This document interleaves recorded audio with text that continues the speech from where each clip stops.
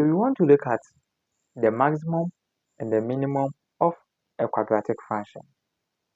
The quadratic function is of the form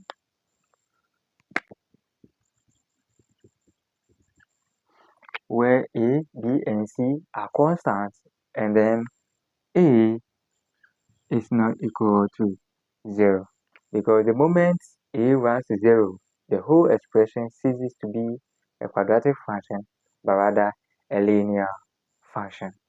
Let's look at some examples of quadratic function. So we can talk of, let's say, x squared plus 2x minus 3. We can also talk of f at x, which is equal to, let's say, minus x squared minus 5x plus 6. We can also look at f at x, which is equal to minus 2x squared plus 10x minus 8. So these and many more are examples of quadratic functions. But before we look at the maximum and minimum value, let's briefly look at the graph of a quadratic function. The curve or graph of a quadratic function is a parabola, and it either opens up or down depending on the coefficient of x squared. So the coefficient of x squared is what? A. So depending on the coefficient of x squared, which is a, the parabola is either going to open down or up. So when the coefficient of x squared is positive, then the graph will open upwards. But when the coefficient of x squared is negative, then the graph is going to open downwards. So when the graph opens upward like this, the graph or the curve is going to have a minimum value. So we have minimum value.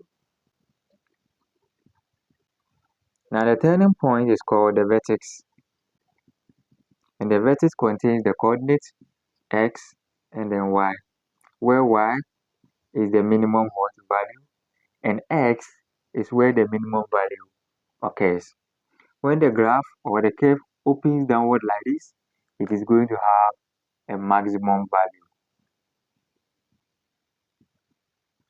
Now the turning point, as you know, is called the vertex and then contains the coordinates. So the moment you come across a quadratic function where the coefficient of x squared is positive, it means the curve is going to have a minimum value. But when the coefficient of is negative, then it means that the curve is going to have a maximum value. Now let's look at how to find the maximum and minimum value of a quadratic function.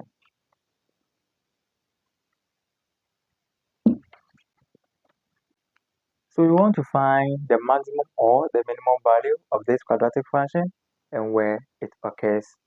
So from the quadratic function, we can see that the coefficient of x squared is what? Is positive. Therefore, we can say that the curve will surely opens upwards. And when the curve opens upwards, we are going to have a minimum value.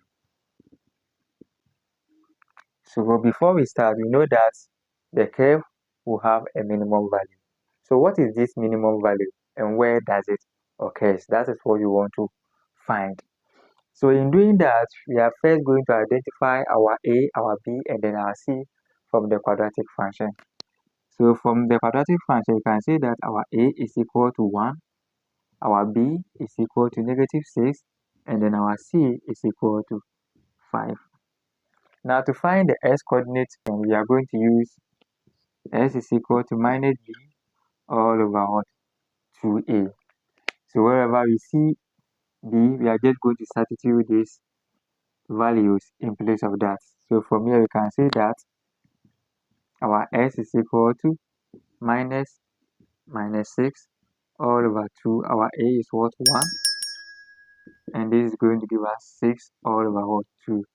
So you can therefore say that our x is equal to 3. After finding the coordinate for the x value, we are just going to substitute this value into the quadratic function to find its corresponding y value. So we are going to substitute. So we are going to have y is equal to, our x is 3, so we have 3 raised to the power 2 minus 6, 3, and then plus what, 5. So we have y is equal to 9 minus 18 plus what, 5. So you can say that our y is equal to what, negative 4.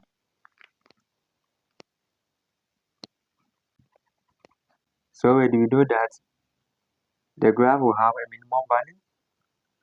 So with the coordinate 3, comma minus 4. So therefore we can say that the minimum value is minus 4 and it occurs at s is equal to 3. As easy as that. So this is how we find the minimum and maximum value of a quadratic function. Let's look at one more example.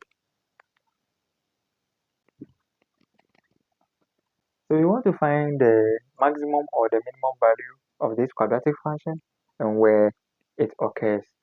So let's see if it's going to have a maximum or minimum value by looking at what the coefficient of s squared. So you agree with me that the coefficient of s squared is positive. So it means that the curve is going to have what? A minimum value with the coordinate x and then y. That is what we are interested in. So what we are going to do is to identify our a from the quadratic function. Our a is equal to 2, our b is equal to minus 8, and our c is equal to what? 3. Now to find the x coordinate, we are going to use the equation x is equal to minus b all over 2a. So we have minus, our b is what? Minus 8 all over 2, our a is what? 2. So we have our x is equal to 8 all over 4. So we can see that our x is equal to 2. Now once we have the x coordinate, we substitute this x coordinate into the quadratic function to find its corresponding y value.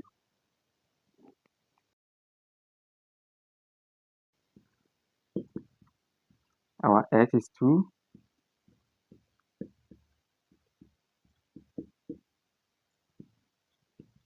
So we are going to have 8 minus 16 plus what, 3. And this is going to give us what? Minus 5. So the coordinate of the turning point is going to be what? 2 minus 5. So we have, so from here you can say that the minimum value is minus 5 and it occurs at s is equal to 2. As easy as that.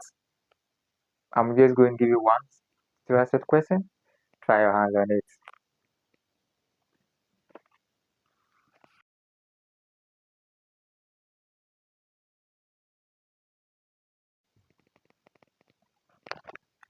So this is your two-answered question. See you tomorrow. Bye bye.